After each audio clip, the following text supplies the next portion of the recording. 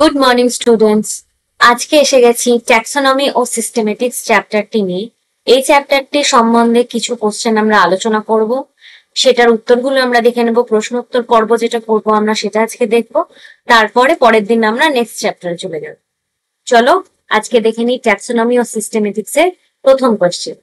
দেখো, প্রথম প্রশ্নটা বলছে নিম্নলিখিত বিকল্পগুলির মধ্যে কোন জোড়টি তার নিজের ট্যাক্সোনমিক রূপে অবস্থান করছে।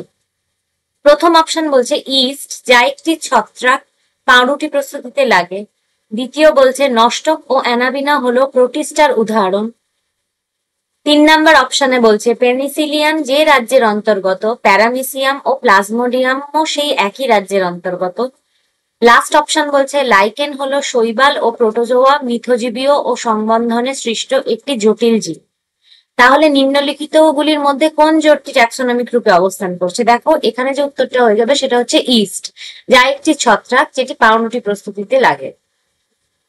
ঠিক আছে, পরের কোশ্চেন দেখো, লিনিয়াসকৃত নামকরণ পদ্ধতিটি হলো দ্বিপদ, ত্রিপদ, জাতিজনিগত নাকি প্রাকৃতিক? তাহলে এখানে যে উত্তরটা হয়ে যাবে লিনিয়াসকৃত যে নামকরণ পদ্ধতি সেটা আমরা জানি সবাই, সেটা হচ্ছে দ্বিপদ প্রকৃতির।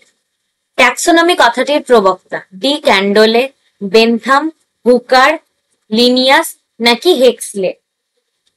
এখানে বলছে ট্যাক্সোনমি কথাটির প্রবক্তা। ট্যাক্সোনমি কথাটির প্রবক্তা যেটা, সেটার উত্তর হয়ে যাবে ডি ক্যান্ডোলে। পরের কোশ্চেন দেখো, ট্যাক্সোনমির জনক হুকার, লিনিয়াস, ডি ক্যান্ডোলে, ডারউইন। তাহলে ট্যাক্সোনমির জনক কে? ট্যাক্সোনমির জনক বলতে আমরা কাকে বুঝি? এখানে অপশনটা হয়ে যাবে লিনিয়াস, হ লিনিয়াস।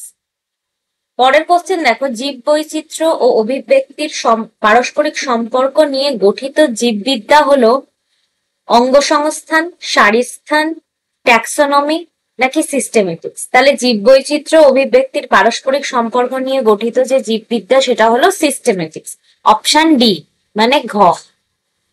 ঠিক আছে, পরের কোশ্চেনে চলে যাচ্ছি। উদ্ভিদ বিদ্যার জনক হলেন অ্যারিস্টটল, রবার্ট হুক, ডারউইন নাকি থিওফ্রাস্টাস? তাহলে উদ্ভিদ বিদ্যার জনক, এখানে আমরা অপশনটা নিয়ে নেব ডি থিওফ্রাস্টাস বা ঘ থিওফ্রাস্টাস। পরের কোশ্চেন দেখো, শ্রেণীবিন্যাসের মূল একক হলো প্রজাতি, গণ, গোত্র না পর্ব?